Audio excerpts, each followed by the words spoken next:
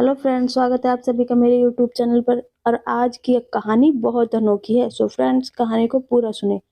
राजस्थान के एक इलाके में इंद्रलोक नामक का एक गांव था।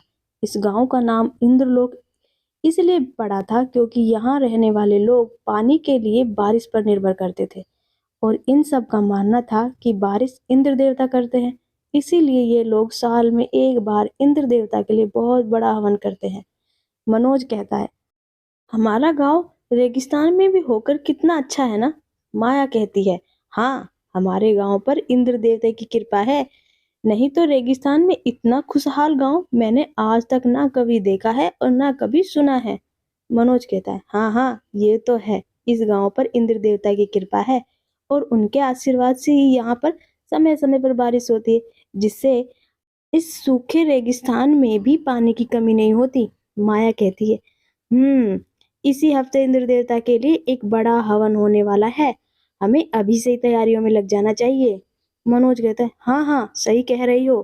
तैयारियां तो करनी है, पर मुझे आज अपने भाई को लेने एयरपोर्ट जाना है। वो विदेश से वापस लौट रहा है, इसीलिए मैं आज नहीं आ पाऊंगा।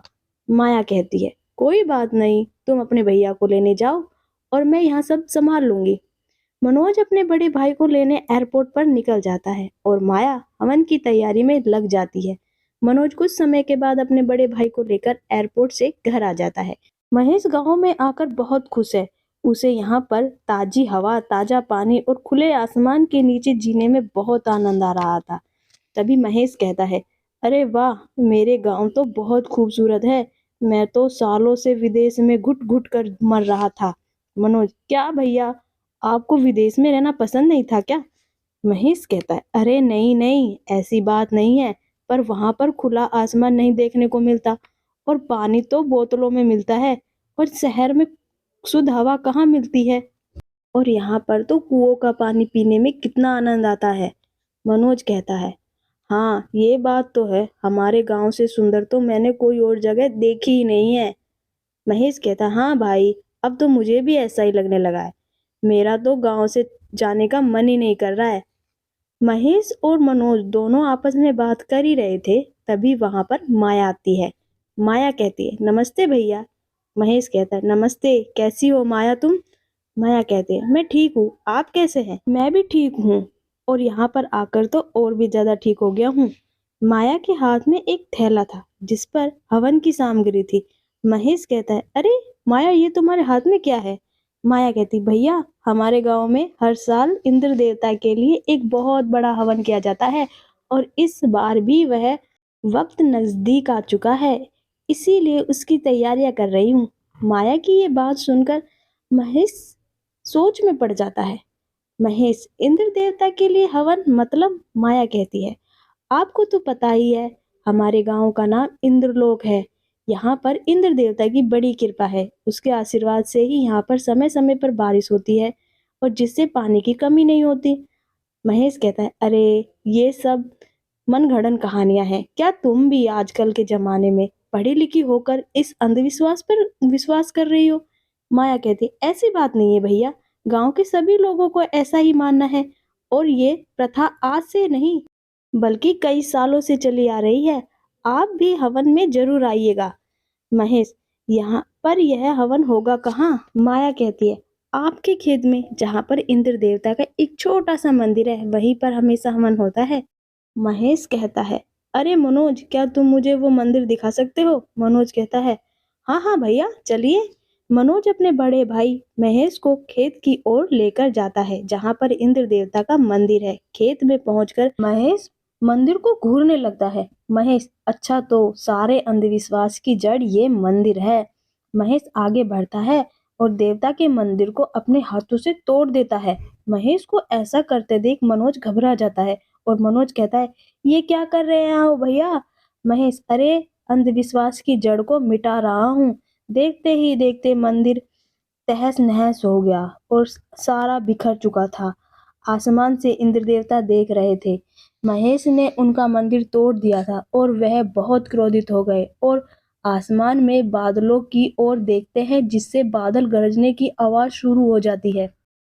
देवता के गुस्से से बादल बहुत तेज बरसते हैं और इंद्रलोक गांव में बहुत तेज मूसलाधार बारिश होती है, जिससे गांव में पानी जमा होने लगता है। महेश कहता है, अरे ये क्या हो रहा है, इतनी बारिश। मनोज कहता है, ये सब इंद्र देवता के गुस्से की वजह से हो रहा है, आपने उनके मंदिर को जो तोड़ दिया, अच्छा नहीं किया आपने भैया। महेश कहता है, अरे ये क्या फालतू की बात कर रहे हो, एक मंदिर तोड़ देने की वजह से इतनी तेज बारिश कैसे हो सकती है। मूसलाधार बारिश तेजी से होती जा रही थी और गांव में पानी बढ़ता जाने लगा, जिससे लोगों के घर में पानी घुसने लगा और घर डूबने लगे। माया मनोज के पास आती है।